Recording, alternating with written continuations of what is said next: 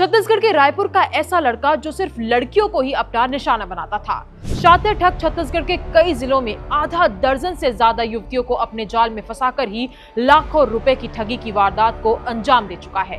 कि लड़का कैसे अपनी ठगी की जाल में लड़कियों को फंसाता था और कैसे ठगी की वारदात को अंजाम देता था, चलिए समझते हैं। दरअसल रायपुर पुलिस के हाथ हाल ही में एक ऐसा शातिर ठग लगा है जिसने भोलेपन की आड़ में कई युवतियों की भावनाओं और जमा पूंजी दोनों को लूटा।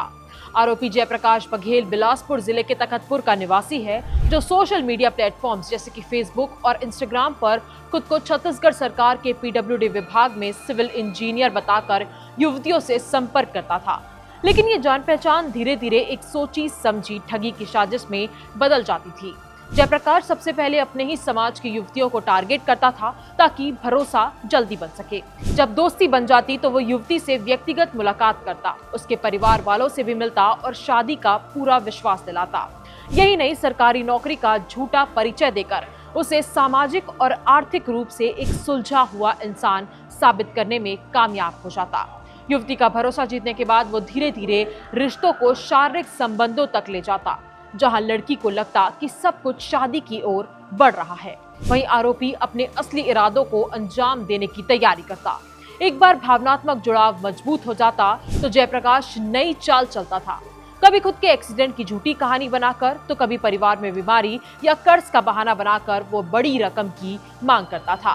डोंगरगढ़ थाना क्षेत्र में दर्ज एक केस के अनुसार जयप्रकाश ने एक युवती से दोस्ती के बाद न सिर्फ शादी का वादा किया, बल्कि उसका विश्वास जीतकर उससे शारीरिक संबंध भी बनाए।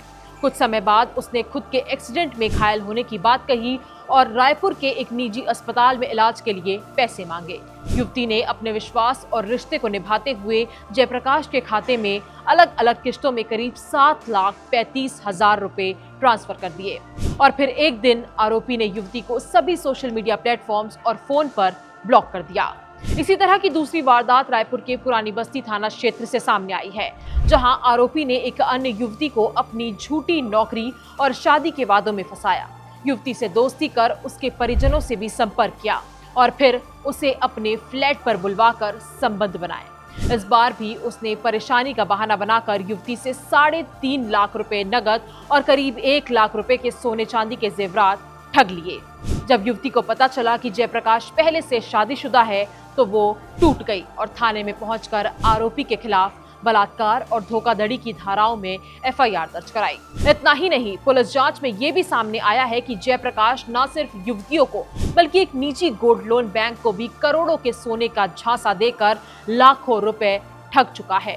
उसने बैंक को बताया कि वो एक बड़ी मात्रा में सोना गिरवी रखेगा और बदले में कर्ज नगद लेगा, लेकिन पैसे मिलते ही गायब हो गया।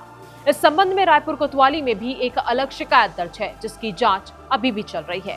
फिलहाल आरोपी जयप्रकाश बघेल को रायपुर पुलिस ने गिरफ्तार कर 2 दिन की न्यायिक रिमांड पर रख लिया है। पूछताछ जारी है और पुलिस को आशंका है कि आने वाले दिनों में और भी कई पीड़ित महिलाएं सामने आ सकती हैं, जिन्होंने या तो अब तक शिकायत दर्ज नहीं कराई या डर की वजह से चुप थी। तो इस पूरे मामले को लेकर आपकी क्या राय है, हमें कमेंट करके जरूर बताएं। ऐसी ही तमाम वीडियो के लिए हमारे चैनल खबर विभाग को सब्सक्राइब जरूर कर लें। नमस्कार।